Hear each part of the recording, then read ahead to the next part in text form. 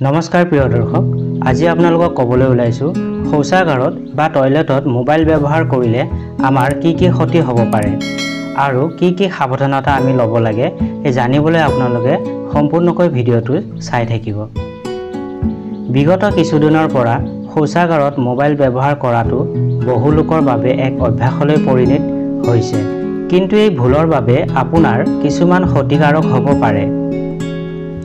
বৰ্তমান যুগত mobile phone অবিহনে দৈনন্দিন জীৱন কঠিন হৈ পৰিছে।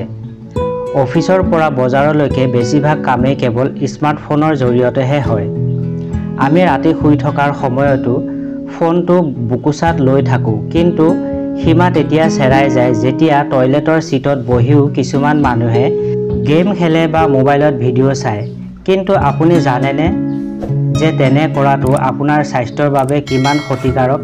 এনে কৰাটো আমাৰ বাবে কিমান বিপদজনক আৰু ইয়াৰ পৰিণতি কি হ'ব পাৰে জানো আহক। শৌচাগাৰত মোবাইল ব্যৱহাৰ কৰাৰ অসুবিধাসমূহ। বেক্টেৰিয়াৰ আশংকা। শৌচাগাৰত সকলো ঠাইতে ক্ষতিকাৰক বেক্টেৰিয়া থাকে। যেতিয়া আমি তাত বহি মোবাইলটো চাওঁ, তাৰ পিছত একেখন হাতেৰে মগ, জেট, স্প্ৰে, টয়লেটৰ কভাৰ আৰু ফ্লাছ বটমটো চুই দিওঁ। ইয়াৰ বাবে চেলফোনৰ পৰ্দাত বহু ধৰণৰ ক্ষতিকাৰক বীজাণু জমা হয়। চাবোনেৰে হাত পৰিষ্কাৰ কৰিব পাৰে, কিন্তু সাধাৰণতে মোবাইলটো বীজাণুমুক্ত কৰা নহয়। যেতিয়া আপুনি পুনৰ স্মাৰ্টফোনটো স্পৰ্শ কৰে, তেতিয়া খাদ্য খোৱাৰ সময়ত পুনৰ পেটত বীজাণু প্ৰৱেশ কৰে।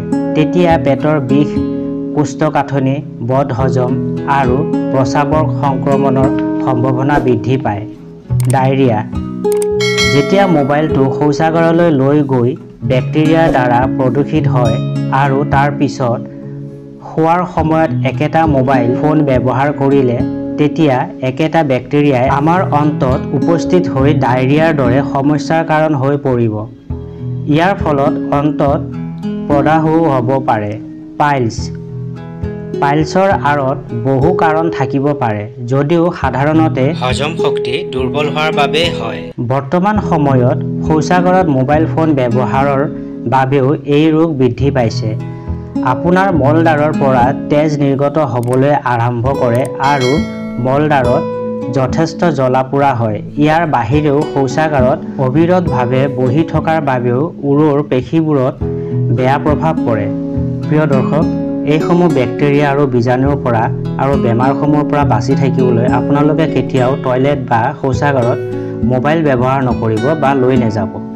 আৰু আমাৰ ভিডিঅ'টো চাই কেনে পালে কমেণ্ট কৰি জনাবলৈ নাপাহৰিব। আৰু ভিডিঅ'টো শ্বেয়াৰ কৰি দিব, লাইক কমেণ্ট কৰি দিব। লগতে নতুন বন্ধু বান্ধৱীসকলে আমাৰ চেনেলটো ছাবস্ক্ৰাইব কৰি ল'ব। ধন্যবাদ।